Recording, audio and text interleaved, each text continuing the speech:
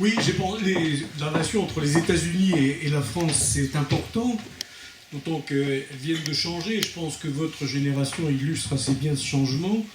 Mais le Brexit, le risque de Brexit, ou l'absence de risque de Brexit, me paraissait quand même sensiblement plus important. Parce que ça engage notre avenir. Les relations avec les États-Unis, c'est une vieille histoire. Et à moins que nous fassions de très graves erreurs, elles ne sont pas prêtes de changer. Il ne vous a pas échappé que depuis quelque temps, David Cameron a fait un pari, certains diraient a pris un risque, devant la montée de deux choses, la naissance et l'affirmation dans le paysage politique britannique du parti qui est dirigé par Nigel Farage et qui prône l'indépendance du Royaume-Uni, c'est-à-dire une sortie claire, franche et nette de la construction européenne pour que la Grande-Bretagne, le Royaume-Uni de Grande-Bretagne et d'Irlande redevienne une puissance libre de toutes ses décisions, ce qu'elle a toujours été, absolument souveraine, jusqu'à ce qu'elle consente quelques abandons de souveraineté à la construction européenne. La montée de ce parti l'inquiète. Les Anglais sont habitués, depuis le règne de Victoria, à fonctionner en régime bipartisan, avec une alternance qui leur assure des majorités larges, dans une vraie démocratie, sur laquelle nous pourrions parfois prendre pas mal de leçons. L'arrivée d'un tiers parti bouscule le jeu, et il a probablement pris la décision d'essayer de tuer le danger dans l'œuf en faisant en sorte que ce parti n'ait aucune audience, en amenant le peuple britannique à décider une bonne fois pour toutes si oui ou non il reste ou il sort de la construction européenne. Je pense qu'il y a une deuxième cause à son pari, ce sont les séquelles de la crise financière de 2008. Il ne vous a pas échappé qu'à l'époque, c'est une des actions de Nicolas Sarkozy qui est absolument indiscutable et qu'il faudra un jour lui reconnaître. Il n'a pas fait que des erreurs dans un quinquennat, même s'il en a accumulé un certain nombre. Mais il a pris la mesure du danger de la crise financière, des risques d'explosion de la construction européenne, et trop conscient ou trop bien conseillé sur l'importance de la construction européenne pour la survie de la France, il a véritablement tout fait pour essayer de conjurer les choses. Et si vous suivez un peu l'actualité européenne, il ne vous a pas échappé que depuis cette crise financière, une série de décisions ont été prises qui renforcent la solidarité entre les banques des 28, qui a essayé de mettre un peu plus de contrôle dans le fonctionnement des pratiques financières. Bref, essayer de faire en sorte que le système reste viable, soit un peu sous contrôle du politique, un tout petit peu, parce que depuis l'explosion libérale qui a suivi la disparition du bloc soviétique, on est beaucoup revenu à la liberté du 19e. Et ça a des conséquences pour les Britanniques. Même s'ils ne sont pas dans la zone euro, un certain nombre de règles s'imposent à eux. Et ça, pour les Anglais, c'est absolument insupportable. Je vais essayer de vous montrer pourquoi. De surcroît, ça a une conséquence pour tous les Britanniques. On a décidé que, contrairement à 1929, on ne pouvait pas laisser disparaître le système financier international. Par conséquent, pour ne pas laisser disparaître le système financier international, il faut bien qu'il y ait quelqu'un qui réponde en dernier niveau et qui accumule, qui assume, si je veux dire, plutôt l'ensemble des déficits qui ont pu apparaître, et c'est le contribuable. Ce qui, pour un gouvernement britannique, est insupportable. Qu'un citoyen britannique ait à payer des impôts pour effacer les errements bancaires d'un Grec, d'un Espagnol, d'un Portugais, d'un Italien ou d'un Français, ça n'est pas pensable. La Grande-Bretagne est notre amie, mais comme j'ai déjà eu plusieurs fois l'occasion de vous le dire, et comme je vous le répéterai si on me fait l'amitié de m'inviter à venir m'exprimer à nouveau devant vous, une puissance n'a pas d'amis, elle n'a que des intérêts. Une fois qu'elle a couvert ses intérêts, elle peut éventuellement développer quelques liens d'amitié. Alors, comment on en est arrivé là et pourquoi cette fois-ci on se pose un tas de questions? Je vais essayer d'y répondre en remontant à l'acte fondateur, c'est-à-dire le suicide raté de 1914. comment ensuite la Grande-Bretagne a réussi à gérer la diminution de sa puissance en continuant à jouer seule un rôle mondial. Et puis j'essaierai de répondre enfin à la question « et l'Europe dans tout cela ?» pour conclure sur quels sont les risques et en quoi la seule chose qu'on puisse affirmer sans crainte de se tromper, c'est que le résultat sera probablement très serré. Alors en 1914, au moment où la guerre éclate, la Grande-Bretagne est la puissance dominante. Mais une puissance dominante à l'anglaise, si j'ose dire. C'est-à-dire trop attachée à la liberté pour contraindre, trop attachée à garder l'essentiel de son capital pour le faire fructifier, c'est-à-dire une domination qui doit coûter le moins cher possible. Le premier outil, la principale base, on est au terme d'un siècle, tout le 19e siècle d'accumulation de puissance économique, donc je vais prendre la situation à la veille du conflit. Le premier outil de la puissance, c'est la puissance financière. D'où l'intérêt de ce tableau, les investissements des puissances dans le monde. Vous apercevez que sur un total général de 203 milliards de francs or, vous avez le taux de conversion du franc or à l'année 1913. Donc sur 203 millions, la Grande-Bretagne en contrôle la moitié, un petit peu plus de la moitié, et la livre sterling est véritablement la monnaie dominante. Quand vous allez en visite à Londres en 1913 et que vous souhaitez acheter des livres sterling pour faire face à vos menues dépenses du séjour, pour avoir une livre, vous devez sortir 25,22 francs or, c'est-à-dire 25,22 fois 3,1753 euros 2012. Et demandez à vos parents, car vous, je pense que vous êtes trop jeunes pour vous en souvenir, mais quand on allait à Londres avant la création de l'euro, il fallait sortir un petit paquet de francs pour accéder à une livre. Et encore, ces francs étaient-ils à multiplier par 100, puisque depuis 1960, par pudeur pour ne pas vraiment étaler devant les yeux du monde que nous avions une monnaie de singe, le général de Gaulle avait enlevé 2 zéros au franc en créant le nouveau franc, de façon à camoufler la dégringolade du franc. Quand aujourd'hui on vous dit que l'Angleterre n'est plus ce qu'elle était, j'ai envie de reprendre cette vieille expression sexiste française, peut-être, mais elle a de beaux restes.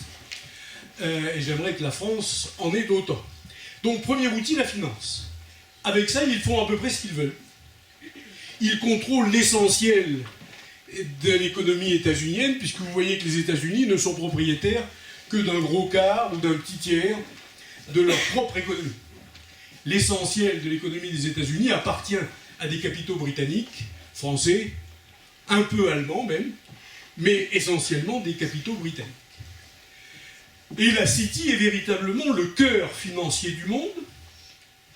Les Anglais ont une balance commerciale chroniquement déficitaire. Tous les ans, ils perdent de l'argent par leur commerce, mais tous les ans, ils gagnent de l'argent par le retour sur investissement, ce qui leur permet de solder la balance commerciale. Ils gagnent également de l'argent par la location de leur flotte. Près de 40% du commerce international est fait sur des bateaux britanniques, moyennant finance évidemment, et ils assurent également toute une série de services, dont les assurances. S'il y a parmi vous des fanatiques de la guerre sous-marine, il ne nous a pas échappé en regardant les différents films ou en lisant les ouvrages que vous avez pu avoir entre les mains, que tout commandant de sous-marin ne quitte pas son port d'attache sans le registre du Lloyd, car il n'y a que le registre du Lloyd qui lui permet d'identifier parfaitement le bateau qu'il vient de couler avec une torpille. La réassurance dans tous les domaines se situe encore aujourd'hui, en grande partie à Londres. Donc ils gagnent énormément d'argent et on a un système qui est au fond assez analogue à celui du système sanguin. Le déficit britannique les oblige à sortir de l'or pour solder leur balance commerciale dans des pays qui en ont besoin pour garantir leur monnaie, les gains qu'ils font grâce à leurs services et à leurs placements financiers, à la rémunération de leurs banques qui sont capables de virer des sommes de quelque importance que ce soit partout dans le monde, ils assurent le renouvellement de leur stock d'or qui garantit leur monnaie, c'est-à-dire qu'ils assurent la distribution financière dans le monde. Le système monétaire international fonctionne à partir de la City. Premier outil de puissance. Deuxième outil de puissance, c'est le reflet de cette richesse, mais je vais aller très vite, parce que c'est un outil qui est déjà un peu en diminution d'importance, leur puissance industrielle. Je vais m'en tenir simplement au problème de l'énergie. Le pain de l'industrie, comme on dit, puisque c'est l'expression utilisée à l'époque au XIXe siècle, c'est la houille. La Grande-Bretagne a une chance extraordinaire, elle est un bloc flottant de houille. 300 millions de tonnes de houille sortent tous les ans des mines britanniques. Elle en vend un tiers, elle en consomme 2 tiers pour faire fonctionner son industrie. Elle est capable de tout vendre. Elle peut tout vous produire et tout vous proposer. Mais la concurrence allemande la gêne. L'Allemagne est devenue la première puissance industrielle d'Europe et même du monde. Elle est en passe de perdre le rang mondial face aux États-Unis qui se développent très vite en 1913. Et donc les Anglais, là, se disent que c'est probablement plus sur l'industrie qu'il faut compter, peut-être qu'il faut davantage déjà donner d'importance aux services. Troisième outil, la Royal Navy. Rien ne se passe sur la planète qui ne puisse être contrôlé par les Anglais. On applique la règle du two power standard. La puissance de la marine britannique est égale à la somme des 2 puissances, des 2 marines de guerre qui la suivent dans le classement mondial. Quand vous êtes aussi fort que le 2e et le 3e cumulés, ça vous laisse une certaine marge de manœuvre. N'importe où dans le monde, la Royal Navy peut intervenir et mettre un terme à quelque événement que ce soit qui risque de menacer la puissance ou la suprématie britannique. Donc vous voyez qu'on a des outils qui sont relativement simples, auxquels il faut rajouter un dernier, l'Empire. En 1913, il n'est pas encore à son apogée, puisqu'il faudra y introduire les confiscations de l'Empire allemand en 1919, mais l'Empire britannique est le plus étendu du monde. Surtout, il a une particularité, c'est un empire développé. Il y a dans l'Empire britannique 2 catégories. Les pays qui ne fournissent que des denrées brutes, et puis des pays qui commencent à fournir également des produits industriels. Encore 5. Pour l'instant, ils sont très largement dépendants de leur métropole. Mais tout de même, le Canada, l'Australie, la Nouvelle-Zélande sont en mesure de couvrir des besoins industriels simples qu'ils n'ont plus besoin d'acquérir en Grande-Bretagne, laquelle dispose à ce moment-là de ses excédents pour inonder d'autres marchés. Donc on a un système, si vous voulez, qui fonctionne assez bien et qui est relativement léger, car les Anglais ne veulent pas que cette suprématie qu'ils ont construite tout au long du XIXe siècle ne leur coûte trop cher. L'argent est trop important, il doit être réservé aux investissements. Ils ont donc mis au point un système qui est celui de l'équilibre européen. Il faut faire en sorte que toutes les puissances du continent soient à peu près égales en puissance entre elles. Étant égales en puissance, aucune ne peut prendre l'avantage sur les autres. Si par hasard l'une d'entre elles voulait prendre l'avantage sur les autres, on la remettrait au pas le plus rapidement possible. Exemple concret, 1870, Bismarck a besoin d'une guerre pour assurer la cohésion entre les Allemands. Il déclare la guerre à la France. Guerre absolument géniale. C'est pas lui qui la déclare, c'est Napoléon III qui le fait. Donc Bismarck n'est même pas l'agresseur. Il la gagne rapidement. Il sait la régler très correctement. Je veux dire par là qu'il ne demande que 3 départements et une indemnité de guerre qui apparaît supportable aux Français. Donc la paix est signée très vite. Une guerre que vous n'avez pas déclarée, que vous gagnez, que vous terminez à vos conditions, c'est la guerre parfaite. Et l'unité allemande est faite, pour autant l'Allemagne ne domine pas l'Europe. Bismarck s'aperçoit que 5 ans plus tard, qu'il aurait dû demander davantage d'argent à la France. Il envisage une nouvelle guerre. Là, les Anglais lui disent non, Otto, ça ne va pas être possible. 70, on n'a rien dit, c'était parfaitement conforme à vos intérêts, c'était pas contraire aux nôtres. Les Français pouvaient le supporter. Si vous attaquiez la France, nous serions indiscutablement à ses côtés. Bismarck a parfaitement compris, il a renoncé à son projet. La responsabilité des Anglais dans la guerre de 14, c'est de ne pas avoir dit clairement qu'en tout état de cause, ils seraient aux côtés de la France. l'Allemagne n'aurait probablement pas pris le risque de laisser la guerre se déclencher. Donc, en 1914, vous voyez qu'on a un système qui est contrôlé à partir de Londres, et à la satisfaction d'abord de tous les Anglais, et qui finalement ne gêne pas les autres, tout le monde fait ses affaires, on est en pleine prospérité. La preuve, après 1918, on a appelé cette époque la Belle Époque. La guerre va porter un coup sévère à cette suprématie britannique, mais les Anglais vont réussir à la préserver. Alors comment la préserver quand on est affaibli? Il faut d'abord s'assurer que les dangers immédiats ont été écartés et qu'on a des moyens de substitution. Alors je vais reprendre les différents outils de puissance et voir comment les choses ont été gérées, pas forcément dans le même ordre. Premier problème, la Navy. La Navy était un problème qui inquiétait les Anglais. À la veille de la guerre de 14, Guillaume II avait affirmé « L'avenir de l'Allemagne est sur l'eau ». Il avait donné l'ordre à l'amiral von Tirpitz de construire une puissante marine de guerre avec l'intention clairement affichée de se poser en concurrent de la Royal Navy. Ce qui posait aux Anglais deux problèmes. Les cuirassés allemands avaient des blindages qui étaient supérieurs aux blindages britanniques et une puissance de feu qui était également plus importante, en particulier une capacité de perforation des blindages. Ce qui veut dire en clair, pour résumer, si vous avez joué à la bataille navale, qu'un cuirassé allemand attaquant un cuirassé anglais était sûr de le couler en tirant de plus loin, et comme il était en plus mieux blindé, lui n'avait absolument aucun risque à courir. C'est-à-dire qu'à chaque fois, c'était l'anglais qui était touché, coulé. Ça, c'était véritablement insupportable. Les Anglais, en 1918, ont convaincu Foch d'inclure dans les conditions d'armistice la livraison par l'Allemagne de sa flotte de guerre, qui est immédiatement internée à Scapa Flow, dans la grande rade écossaise, ou la Home Fleet, c'est-à-dire la flotte qui assure la sécurité de l'archipel britannique, et normalement à l'ancrage, et elle est purement et simplement confisquée, puisque le traité de Versailles interdit à l'Allemagne de disposer d'une marine de guerre, en particulier des gros navires de surface. Plus de danger sur la Navy. Pour autant, la suprématie navale n'est plus possible. Et la conférence de Washington de 1922, j'ouvre une parenthèse, je vais me promener dans la chronologie parce que j'ai besoin de m'appuyer sur les éléments majeurs. Vous vous reporterez à une chronologie de la mondialisation que j'ai commise et que Madame Guiboya mettra à votre disposition au CDI. Vous pourrez vous y retrouver, vous verrez comment on reconstruit comme ça ces repères et vous retrouverez l'explication des événements que je vais parfois simplement évoquer. Donc, la Royal Navy n'est plus capable d'assurer la police sur toutes les mers du monde, en particulier dans le Pacifique.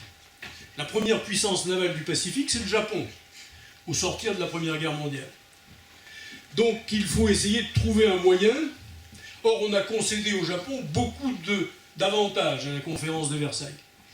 Donc en 1922, les États-Unis, à l'instigation de la Grande-Bretagne, mais également de l'opinion états-unienne, convoquent une conférence à Washington qui impose au Japon un désarmement naval, et les Anglais, d'une certaine manière par ailleurs, délèguent un peu aux États-Unis le contrôle du Pacifique.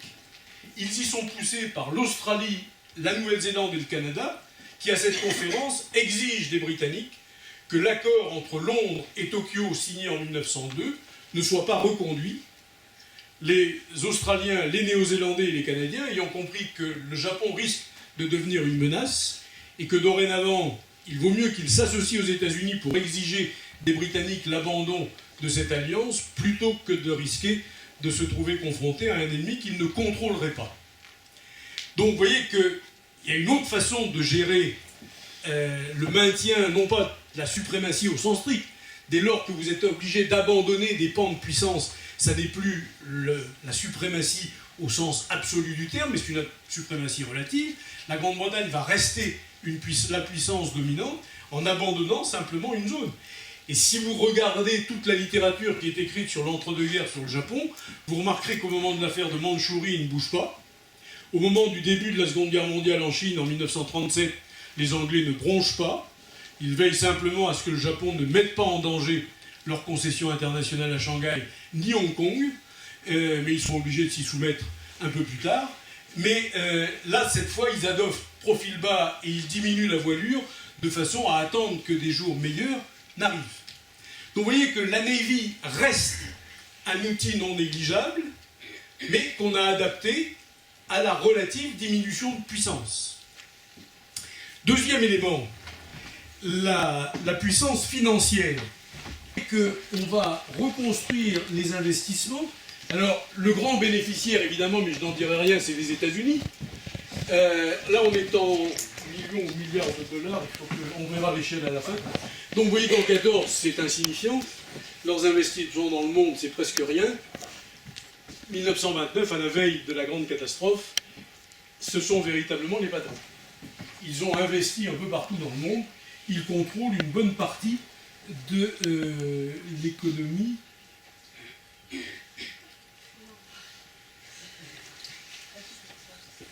Voilà. Oui, ça me suffira. Le Royaume-Uni, premier en 1914, ils ont pratiquement refait la différence. Ils sont revenus à une puissance d'investissement. Ils contrôlent l'essentiel de ce qu'ils voulaient véritablement conserver et absolument préserver. Ça n'est qu'avec la guerre de 14 que les États-Unis commencent à pénétrer en Amérique du Sud.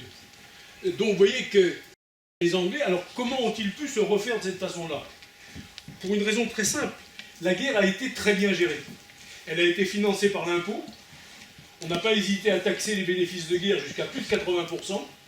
Quand la Grande-Bretagne sort de la Première Guerre mondiale, la livre n'est pas franchement menacée. La livre ne sera dévaluée qu'en 1931, après le krach de 1929. J'y reviendrai dans un instant. Donc vous voyez que, là encore, l'outil financier est tout à fait essentiel. L'outil bancaire n'a pas bougé, l'outil des assurances n'a pas bougé, les services financiers. La City de Londres aujourd'hui, c'est 1 million de personnes. Vous connaissez beaucoup d'entreprises qui ont 1 million de salariés. Ça rapporte à la Grande-Bretagne une fortune extraordinaire. Ça a parfaitement traversé la Première Guerre mondiale. La livre est tout à fait intacte. Troisième élément, l'industrie, et ça reposait sur le charbon. La Première Guerre mondiale a mis en évidence que l'énergie, dorénavant, c'est le pétrole. Depuis 1903, la Perse, c'est-à-dire l'Iran, a signé avec la Grande-Bretagne un accord par lequel aucune concession pétrolière ne sera concédée à qui que ce soit sans l'accord de l'ambassadeur du Royaume-Uni, de Grande-Bretagne et d'Irlande. Vous avouerez qu'avec ça, quand vous avez le monopole du pétrole iranien, vous pouvez commencer à voir venir assez tranquille. De surcroît, l'Iraq Petroleum Company, qui était une société qui a remplacé la Turkish. La Turkish Petroleum Company avait 3 actionnaires. L'Allemagne, 1 tiers. La Grande-Bretagne, 1 tiers. Les Néerlandais de la Royal Dutch Shell, 1 tiers, mais dans la Royal Dutch Shell, une partie du capital est britannique. Ce qui fait que les Britanniques étaient le premier actionnaire de la Turkish. Ayant perdu la guerre, l'Allemagne est chassée de la Turkish, son capital confisqué, et on se le partage entre l'Anglo-Persian 100% britannique, la Royal Dutch Shell majoritairement britannique. Il a fallu faire une place à 5 majors états-uniennes, et la CFP, la Compagnie française des pétroles, créée par Poincaré et qui représente les intérêts français. De sorte que les Anglais sont bien plus présents qu'à hauteur de 23,75, Gulbenkian qui étant l'apporteur d'affaires, qui était déjà à 5% dans la Turkish, reste également dans la Turkish. Ce qui veut dire que dans la révolution industrielle qui se prépare, les Anglais qui ne peuvent plus autant compter sur la houille qu'ils ne le faisaient avant 1914, sont assurés de disposer du pétrole dont ils ont besoin pour l'énergie dont ne peut pas se passer leur activité industrielle. Ils ont sauvegardé la Navy, ils ont sauvegardé la finance, ils sauvegardent leur activité économique, il ne reste plus qu'à gérer une grande difficulté, mais ils vont à peu près réussir à le faire, les États-Unis. a surgi devant eux une difficulté, les États-Unis sont devenus théoriquement la puissance prépondérante. En effet, ils concentrent en 1919 75% de l'or monnayé dans le monde, et la Grande-Bretagne ne peut rien faire sans l'accord des États-Unis. Alors, ne prenez pas le terme d'accord au sens strict, il ne s'agit pas de négocier. La Grande-Bretagne n'est pas un petit garçon qui dit à un moment aux États-Unis « Est-ce que je peux faire ça ?» Non. Mais ils savent qu'il y a une limite à ne pas franchir, sinon les États-Unis pourraient tenter de les remettre en place. Et je vais vous en donner un exemple. Le traité de Versailles prévoyait des réparations. Nous comptions sur les réparations, car ayant financé la guerre à crédit, nous ne pouvions pas, comme les Anglais, sauver le franc est perdu. Après la Première Guerre mondiale, il ne s'en remettra jamais. Et nous comptions sur les réparations pour effacer ce que nous avait coûté la guerre. L'Allemagne n'était pas contre le fait de nous payer des réparations. Elle était prête à nous payer en charbon et en matières premières. La Grande-Bretagne ne voulait pas qu'elle nous paye en charbon. Je vous ai dit tout à l'heure qu'elle en vendait 100 millions de tonnes par an. On ne va quand même pas se priver d'un marché quasiment captif, puisque la France n'a pas de houille, pour le laisser à quelqu'un contre qui on vient de faire une guerre relativement coûteuse pendant 4 ans, pour le ramener à un degré de puissance qui n'atteigne pas votre suprématie. Ça, c'est impensable. À un moment, les Anglais ont eu une idée, essayer de reprendre le contrôle de l'économie du monde et proposer une sortie qui soit différente de celle du traité de Versailles. On effaçait les dettes interalliées, on effaçait les réparations, on repartait en quelque sorte dans un monde construit le plus près possible du modèle de 1913, dont ils seraient restés les maîtres. Là, les États-Unis n'en disent pas de salisette, les dettes interalliées, c'est sacré. On a essayé de négocier, on a versé notre sang, vous avez apporté de l'argent. Non, non. Vous avez signé un contrat, vous nous devez tant. On peut discuter l'abaissement du taux d'intérêt, on peut discuter l'étalement, mais tous les accords seront signés et ils étalaient jusqu'aux années 60 du XXe siècle le remboursement des dettes interalliées. Là, les Anglais ont vu que les États-Unis ne céderaient pas. Vous allez me dire, ils auraient pu l'ignorer. Non, parce qu'il y a deux choses. Les Anglais sont vulnérables sur deux terrains. Premier terrain, la livre. Je viens de vous dire que les États-Unis ont 75% de l'or monnayé du monde. Si la Grande-Bretagne mène une politique qui ne convient pas à Washington, on joue contre la livre sur le marché financier. C'est comme ça qu'ils ont tué les Anglais après Suez. Ah, rappelez-vous, je vous l'ai évoqué, il n'y a pas très longtemps, me semble-t-il. La livre s'est effondrée, et pour sauver la livre, il a bien fallu céder. Et la deuxième chose, il ne vous a pas échappé qu'au moment des fêtes de Pâques de 1916, il s'est passé en Irlande des événements un peu sanglants. Or, vous n'ignorez pas que la plus grande ville irlandaise, c'est New York. Que la plus grande communauté irlandaise exilée, c'est celle des États-Unis, qui tient une bonne partie des leviers politiques de la République états-unienne. Et il suffit que Washington laisse le champ libre à la collecte de fonds, aux achats d'armes et aux envois des dits fonds et des dites armes en direction de l'île, et les Anglais seraient dans une situation absolument tragique. Reportez-vous à la colère britannique quand les affaires irlandaises ont été réglées, ou presque, pas totalement éteintes, mais enfin, on n'en est plus à la situation où Bobby Sands s'est laissé mourir dans une prison irlandaise. Dès que l'affaire irlandaise a été, aux yeux du gouvernement états-unien, close, Gerry Adams a été invité à toutes les cérémonies officielles de la Maison-Blanche. Jamais un leader nationaliste irlandais n'était rentré dans les salons de la Maison-Blanche entre 1916 et l'accord qui a permis à Gerry Adams d'y accéder. L'ambassadeur de Grande-Bretagne a immédiatement fait une démarche en disant « Comment ? Vous ne nous aviez jamais fait ça ? Vous avez dû vous tromper. Il a reçu cette invitation par hasard. » Non, non, on lui a dit « Maintenant que vous avez réglé vos problèmes, Gerry Adams, avec qui nous n'avions jamais rompu les relations, est quelqu'un que l'on peut recevoir au grand jour en même temps que votre ambassadeur. » L'ambassadeur de Grande-Bretagne est rentré dans son ambassade, digérer l'affront qu'il n'est de subir depuis les dirigeants nationalistes irlandais sont régulièrement invités à la Maison-Blanche. Donc il y a là, si vous voulez, deux moyens de pression dont les États-Unis ne manqueraient pas de se servir et qui obligent les Britanniques, dans l'entre-deux-guerres, à jouer au plus serré. Catastrophe de 29, dernière étape avant qu'on en arrive à la Seconde Guerre mondiale. Qu'est-ce qu'on fait? Eh bien, il faut savoir faire des sacrifices. Les Anglais sont des inconditionnels du libre-échange, mais la crise de 29 débouche sur le repli sur les égoïsmes nationaux.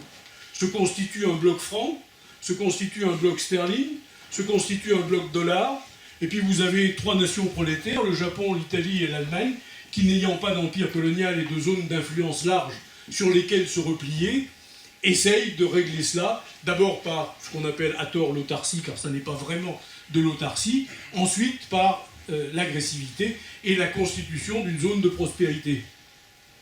Les Anglais n'hésitent pas, ils abandonnent le libre-échange, les accords d'Ottawa établissent la préférence impériale, et c'est là que l'Empire retrouve toute sa place d'outil de puissance.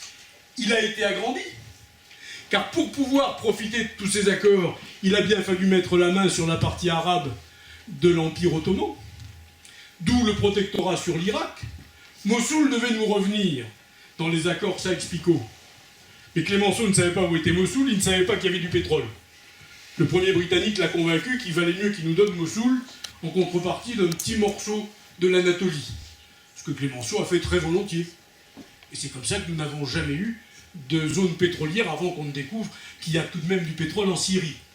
Donc, les Anglais sur leur empire trouvent le moyen de maintenir une puissance économique, et comme la livre est un outil de puissance, en 1930, ils sont confrontés à un problème. Si la livre continue à baisser telle qu'elle baisse du fait de la crise de 29, tous les gens qui ont des comptes libellés en sterling, ce qu'on appelle des balances sterling dans les banques anglaises, risquent de chercher une monnaie plus solide pour y mettre leur argent de côté. Il n'y a plus qu'une solution, il faut tout de suite couper la crise et faire en sorte, tant que l'argent est captif, de les mettre devant le fait accompli. La livre est dévaluée de 30%, elle ne sera dévaluée qu'après la Seconde Guerre mondiale. Entre 29 et la Seconde Guerre mondiale, nous avons dévalué 5 fois le franc. C'est vous dire si il n'était pas question que nous contestions la suprématie britannique. Le dollar étant dévalué de 40% 2 années plus tard, en gros on fait jeu égal, les deux pays sont à parité. Je passe très vite sur la Seconde Guerre mondiale parce qu'elle contribue au maintien de la puissance britannique. Les Anglais sortent de la Seconde Guerre mondiale sur deux, légitimement fiers de ce qu'ils ont fait. Ils ont à un moment tenu tête seuls aux nazis, absolument seuls, en attendant que l'URSS ne les rejoigne, puis les États-Unis. Ils ont hébergé tous les gens qui ont voulu résister. Londres est la capitale du monde, y compris de l'Éthiopie, pendant un certain temps, pendant la Seconde Guerre mondiale. Ils ont tenu à bout de bras ces régimes qui continuaient la lutte. Comme disent les anglo-saxons, ils avaient fait le job. Donc ils sortent de la Seconde Guerre mondiale parfaitement tranquilles et sur deux. Ce qui leur permet de gérer une transformation pas très évidente d'un autre outil de puissance, qui est l'Empire.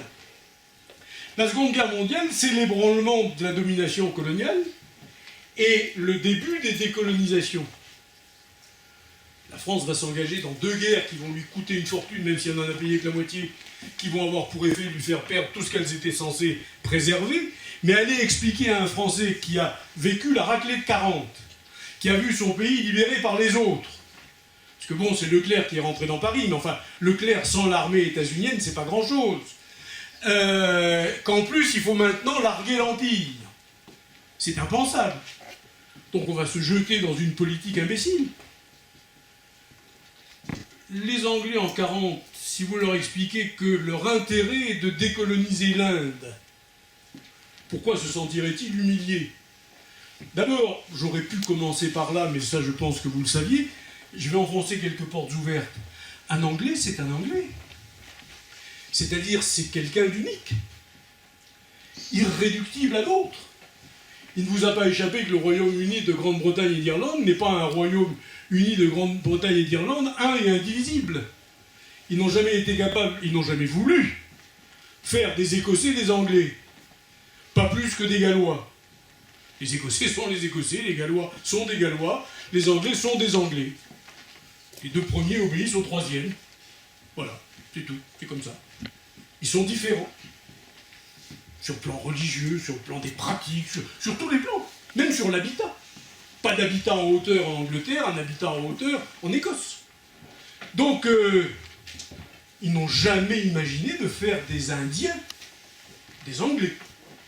Dès lors que l'Indien était well educated, qu'il portait correctement la cravate du club, qu'il savait tenir sa tasse de thé, il pouvait être reçu dans les meilleurs clubs britanniques.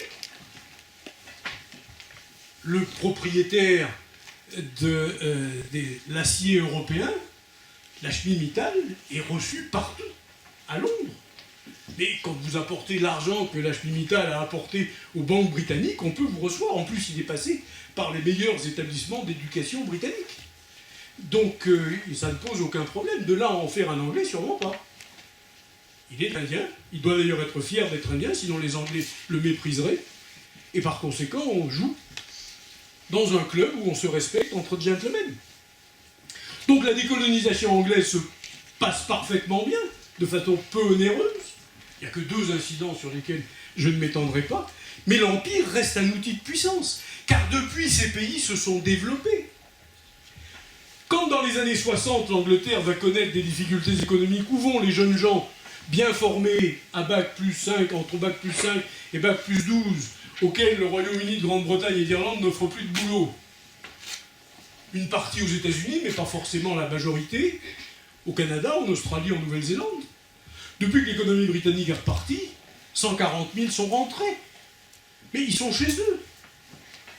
Il y a encore des liens familiaux. La France ne peut pas faire l'équivalent avec son empire colonial.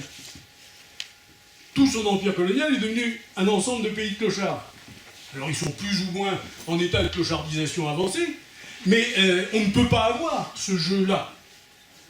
Il ne faut jamais sous-estimer l'importance de l'Empire. Alors ces pays sont souverains, hein. Ils ont signé le traité de Versailles, ils ont participé à tous les accords internationaux. Ça n'empêche que l'ambassadeur de Grande-Bretagne s'appelle toujours gouverneur du Canada. On a même gardé les noms. Et reprenez les collections de Paris Match des années 50, 60, 70, vous verrez les croisières du Yacht Britannia avec la société des Royals qui va régulièrement visiter ses cousins d'un peu partout dans le monde. Donc la Seconde Guerre mondiale n'est pas franchement un problème, simplement la livre, elle, est très atteinte. Donc la Navy a beaucoup souffert de la guerre sous-marine de la Deuxième Guerre mondiale, la livre est atteinte, il reste l'Empire, et l'économie se lance dans une aventure qui est le welfare state. La Seconde Guerre mondiale a été marquée par l'invention par les Britanniques de l'État-providence, 2 rapports dont nous nous sommes nous-mêmes inspirés pour la politique française, mettent en place le welfare state. Et les Anglais vont se retrouver, je vais passer très vite sur les années 50 à 70, avec une situation extraordinairement compliquée, dans laquelle progressivement ils diminuent leur présence dans le monde parce qu'ils n'ont plus les moyens de le faire. 47, ils préviennent les États-Unis que s'ils veulent assurer la sécurité face à la menace communiste de la Grèce et de la Méditerranée orientale, il faut qu'ils le prennent en charge car ils rapatrient leurs forces. 1967, tout ce qui est à l'est d'Aden est rapatrié. 56-58, la crise de Suez et la chute de la monarchie irakienne mettent à mal leur contrôle du pétrole, alors qu'en 1945, ils ont été les parrains de la création de la Ligue arabe. Ils pensaient que ça leur rassurait pour des décennies une influence dans le monde arabe. Ils ont donc, si vous voulez, une présence qui se rétrécit dans le monde. Ils ont une monnaie qui est menacée parce que beaucoup de riches fortunes dans le monde ont leurs avoirs libellés en sterling, ont des balances, sont les propriétaires de ces balances sterling. Donc on ne peut pas se permettre de trop faire de keynésianisme, c'est-à-dire que l'État soit dépensier pour relancer l'économie, parce qu'on menacerait la monnaie, et à ce moment-là, les grandes fortunes quitteraient les banques britanniques. Ça vous explique la politique économique qui est suivie, qui est celle du stop and go. L'économie va trop mal, on injecte de l'argent, on fait du keynésianisme, quitte à affaiblir la monnaie. Quand la monnaie est trop faible et que les balances sterling sont menacées, on appuie vigoureusement sur le frein pour restaurer la monnaie, garder la confiance des déposants, faire en sorte que les capitaux restent dans les îles britanniques. Et donc on arrive comme ça, si vous voulez, aux années 60, avec une Grande-Bretagne qui a pu rester à l'extérieur, et j'en arrive au cœur du problème, et l'Europe dans tout cela. Alors l'Europe, c'est une vieille idée, puisqu'il paraît qu'elle a été inventée par Victor Hugo, mais je me demande ce que Victor Hugo n'a pas inventé. Pour moi, l'Europe commence sérieusement dans l'entre-deux-guerres, avec l'action de deux hommes, Koudenov-Kalergi, qui est un austro-nippo-tchéco-français, qui est un diplomate, qui est le premier à avoir lancé, et qui sera un des inspirateurs de Jean Monnet, l'idée de construction européenne. Et puis, le projet brillant, mais qui arrive en 29, trop tard, pour pouvoir être véritablement lancé. En 1948, c'est là qu'il faut se placer, il y a indiscutablement un intérêt dans l'opinion publique pour la construction européenne après le congrès de La Haye. Le congrès de La Haye a montré que, en particulier chez les gens qui venaient de sortir des camps, Joseph Rovan, Michelet, Eugen Kogon, les deux premiers étant français, le troisième allemand. Et le troisième savait de quoi il parlait, il avait été parmi les constructeurs de Dachau, premier interné puisque communiste, et il y avait passé tout le temps de 33 à 45. Donc, le système nazi connaissait un peu de l'intérieur. Ces gens-là étaient persuadés qu'il fallait mettre un terme à ces guerres fratricides et faire en sorte que l'Europe ne replonge plus dans des drames comme celui de 14 ou celui de 40-45. Mais comment faire? Le congrès de La Haye a aussi montré qu'on a un panel de choix absolument extraordinaire, depuis le fédéraliste intégriste, c'est-à-dire qui est prêt à tout brader de la puissance nationale au profit d'un super pouvoir qui gouverne l'espace européen, jusqu'à des nationalistes raisonnés qui veulent une construction en confédération, chaque État restant souverain, mais se mettant d'accord pour abandonner des pans d'activité à une structure supra-étatique. Puis très vite, l'enthousiasme retombe. En gros, si vous voulez, de 48, il lui a fallu un peu plus de 50 ans pour s'étioler. Regardez où en est aujourd'hui l'idéal européen. Enfin, je ne sais pas si vous avez... Il y a parmi vous des enthousiastes de l'Europe, mais dans ce cas-là, je vous dis tout de suite, vous êtes minoritaire. Pourtant, c'est indispensable. Je pense que c'est la seule condition de survie que nous ayons. Je suis très fier d'être français, je suis très attaché à ma nationalité, mais si nous ne passons pas par une alliance européenne, nous ne représenterons très rapidement plus grand-chose. Nous sommes aujourd'hui à 1% de la population, 7% de la production économique, 25% des dépenses sociales. Vous voyez tout de suite où est le point faible et comment ça va craquer. Comment mettre un peu d'ordre dans tout cela?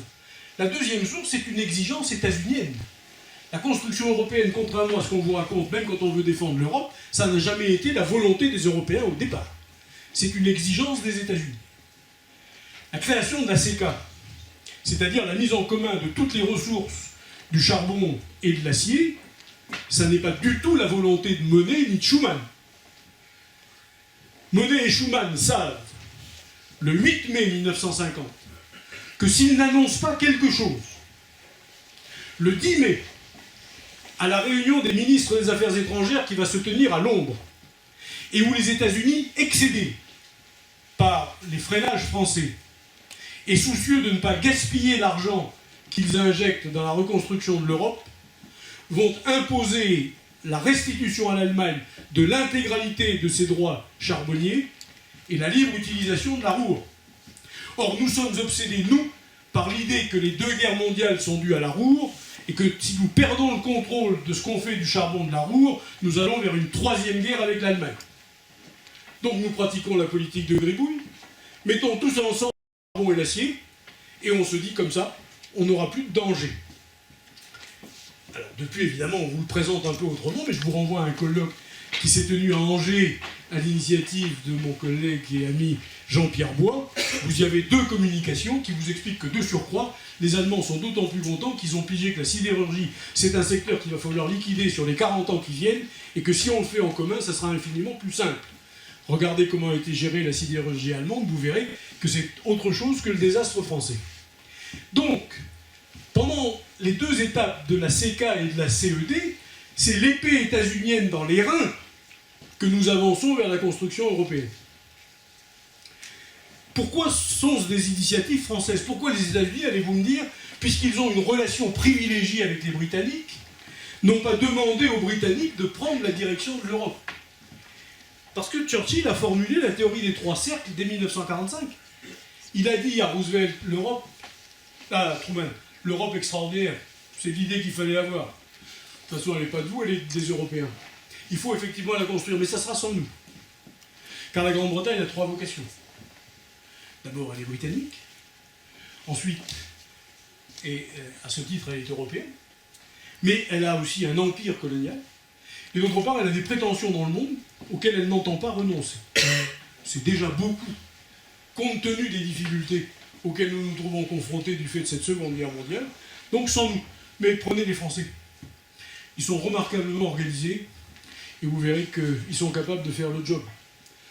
D'où la multiplicité des installations états-uniennes en Europe, car il s'agit dans l'esprit des États-Unis exclusivement de surveiller l'utilisation qui est faite des crédits de reconstruction, avant le plan Marshall, puis après le plan Marshall, de façon à éviter les doublons, éviter les gaspillages.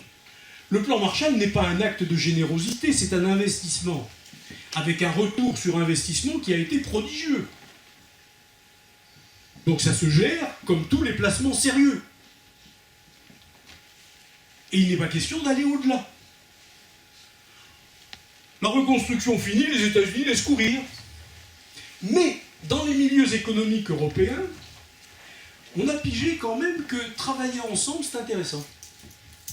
Ça permet des économies d'échelle, ça permet un tas de choses, et c'est quand même dommage qu'on en reste là. Alors là, c'est une initiative européenne, le lancement du traité de Rome. Mais uniquement pour gagner de l'argent, c'est une initiative économique. Il n'y a pas vraiment de construction politique. Et les Anglais là-dessus sont très clairs. Contrairement à ce qu'on pense, il y avait un Anglais, une délégation anglaise dans la négociation qui a débouché sur le traité de Rome. Et puis un jour, ils ont décidé de partir. Mais avant de partir, ils ont fait une petite déclaration que je vais vous lire. Monsieur le Président, messieurs, je voulais vous remercier sincèrement de votre hospitalité et vous indiquer qu'elle va cesser à partir d'aujourd'hui. En effet, je regagne Londres. Fonctionnaire sérieux, il me gêne de perdre mon temps et de ne pas justifier le modeste argent que me verse mon gouvernement. J'ai suivi avec intérêt et sympathie vos travaux. Je dois vous dire que le traité dont vous parlez et que vous devez élaborer, petit a, n'a aucune chance d'être conclu, comme quoi un Anglais peut se tromper. Petit b, s'il est conclu, n'a aucune chance d'être ratifié. Petit c, s'il est ratifié, n'a aucune chance d'être appliqué. Nota bene, s'il l'était, il serait d'ailleurs totalement inacceptable pour la Grande-Bretagne. On y parle d'agriculture, ce que nous n'aimons pas, de droits de douane, ce que nous récusons, et d'institutions, ce qui nous fait horreur. Monsieur le Président, messieurs, au revoir et bonne chance. Vous trouverez ça dans le livre de Jean-François Degnaud, qui est l'auteur français du traité de Rome. Enfin, le rédacteur français du traité de Rome. Là, pour les Anglais, le tocsin sonne. Si ce truc se met en place, vers quoi va-t-on? À vrai dire, nous-mêmes ne le savons pas. Je vous rappelle que ce que met en place le traité de Rome porte deux noms. Ceux qui sont partisans d'une construction européenne pour faire de l'Europe un État parlent de communauté économique européenne. Ceux qui veulent simplement un marché de libre-échange le plus ouvert possible parlent du marché commun. Et selon l'expression que vous employez, vous vous classez politiquement à l'égard de la construction européenne.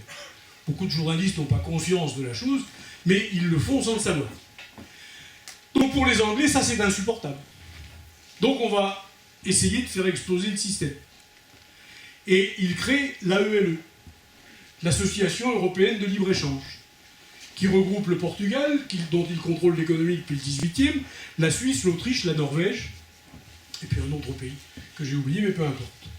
la torpille fait pchit. Que voulez-vous que fassent ces pays si la Suisse, si respectable soit-il, face au colosse que constitue le couple franco-allemand, aux Pays-Bas qui ne sont quand même pas une puissance totalement négligeable, à la Belgique qui est extraordinairement riche. Regardez le taux du franc belge jusqu'à la création de l'euro, vous voyez que la Belgique c'est un pays riche. Il faut dire qu'il sort de la Seconde Guerre mondiale particulièrement enrichi. Donc là, ils n'ont aucune chance. L'élément faible, c'est l'Italie. Mais on ne peut pas se passer de l'Italie. Donc l'AELE ne marche pas.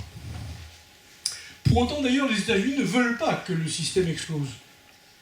Car pendant que les Anglais essaient de faire en sorte que ça n'échappe pas à une certaine limite et que ça ne devienne pas une puissance concurrente, les États-Unis investissent. Reprenez n'importe quelle publication économique sur une bonne vingtaine d'années à partir de la signature du traité de Rome et regardez les investissements de multinationales états-uniennes qui viennent s'installer dans la CE pour pouvoir y être un acteur de plein exercice et par conséquent profiter au maximum de la construction.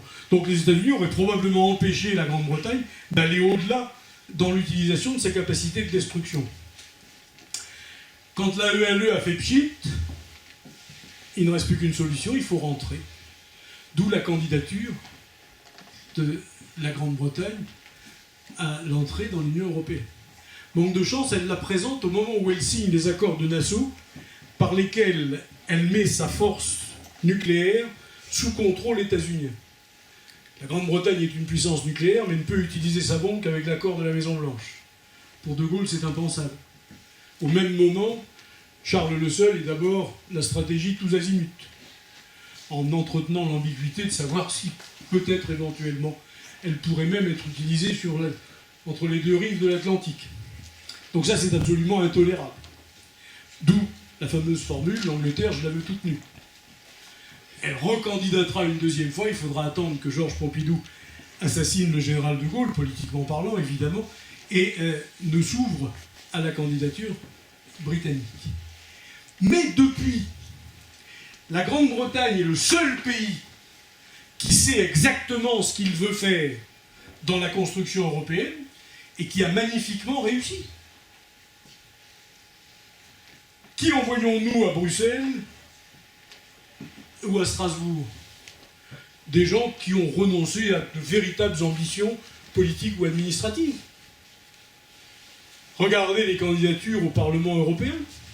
Ce sont tous les battus des élections nationales, tous les copains à qui on a demandé de démissionner d'un poste pour y mettre un autre copain et à qui on a promis de les recaser par un poste de député européen. Toutes tendances confondues, donc ça n'est pas attaquer quelque force politique que ce soit que de constater une évidence.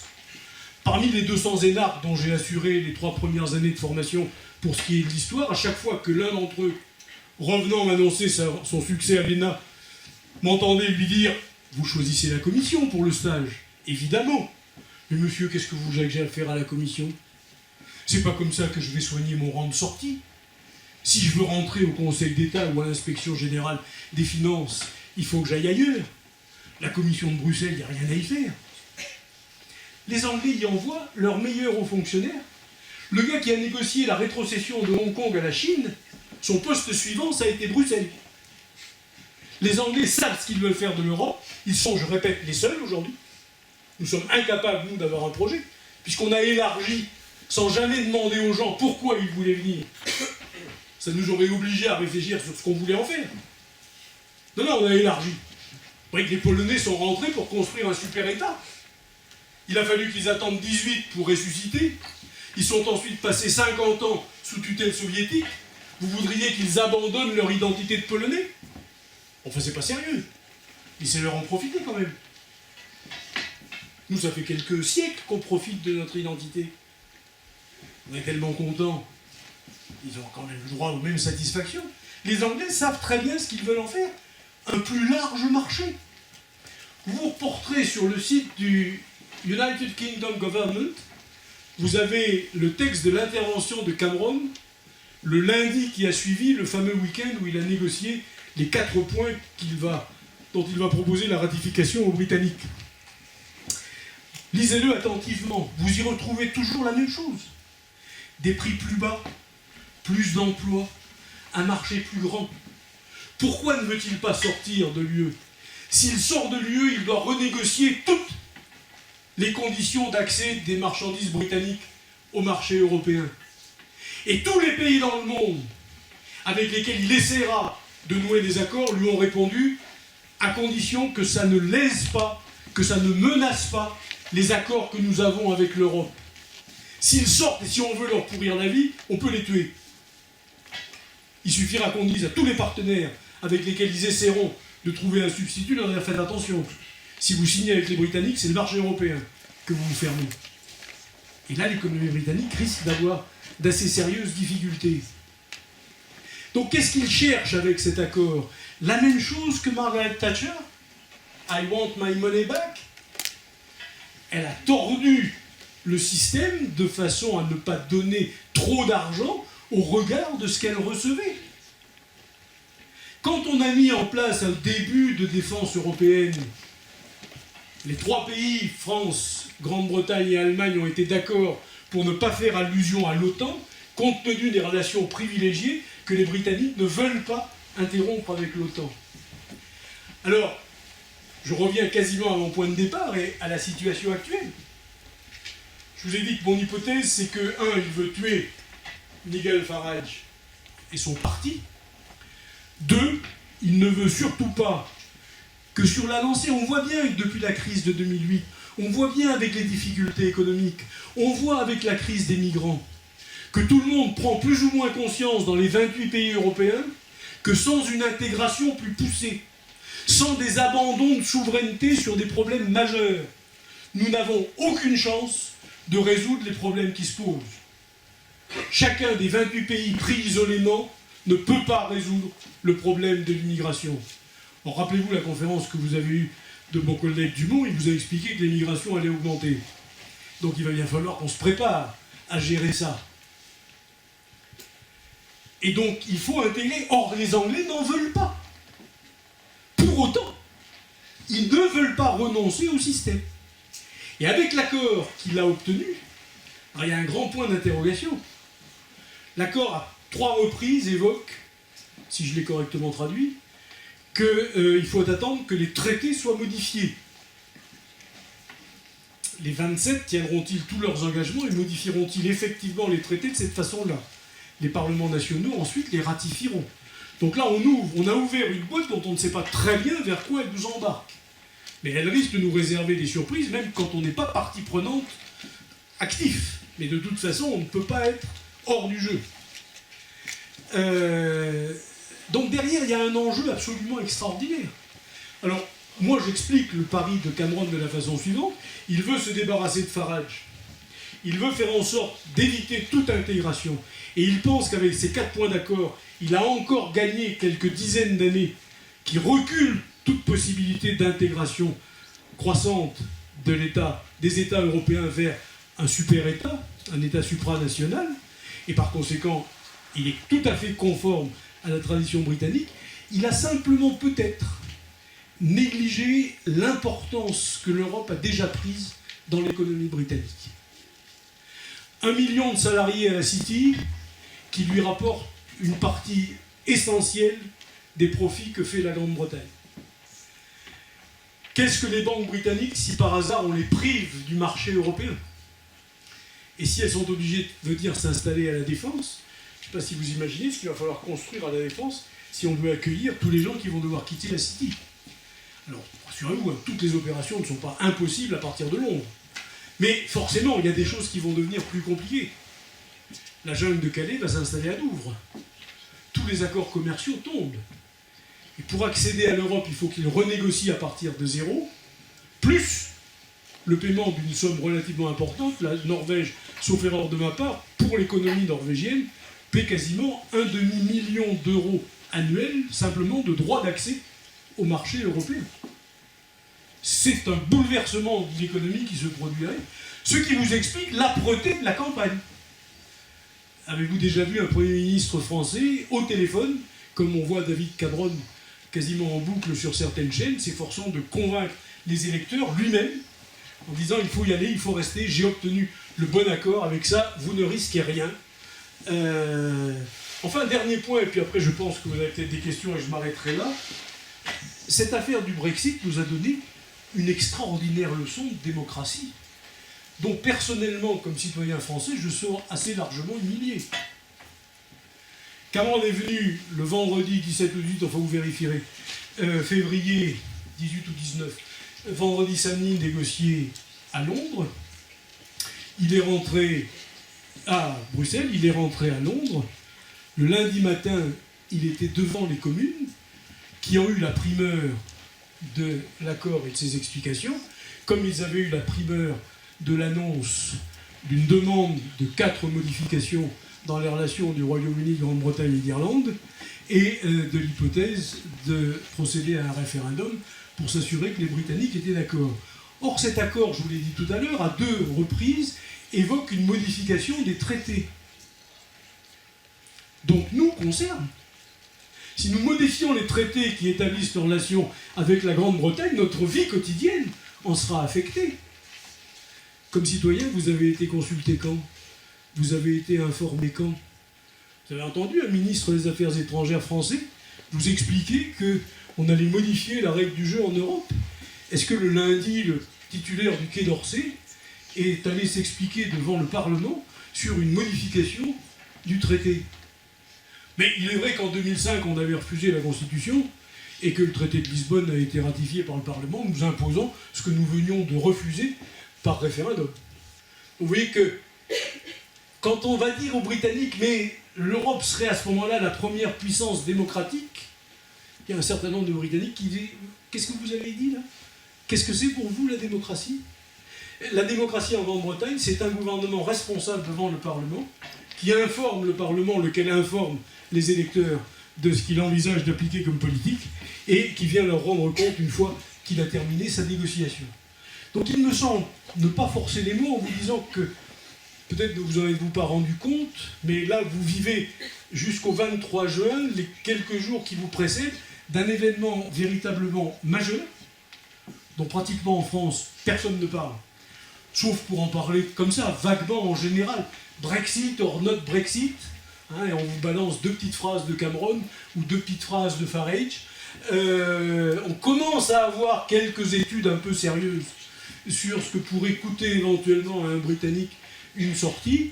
Alors, un historien n'est en aucun cas Madame Soleil. Je me suis contenté de poser un certain nombre de questions. Je n'ai aucune idée de ce que sera le résultat. À mon avis, il devrait être très serré. Parce que je pense que c'est dans les derniers jours de la campagne que le monde économique et financier va s'engager. Ça ne sert à rien de battre les estrades beaucoup trop tôt.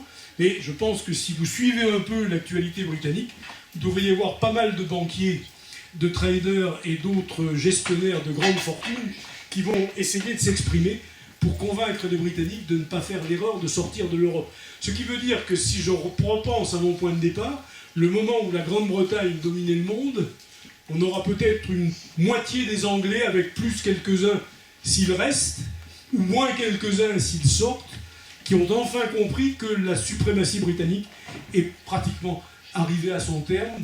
La Grande-Bretagne est une puissance respectable, mais elle n'est que una de tantas, comme disent les Espagnols. Merci.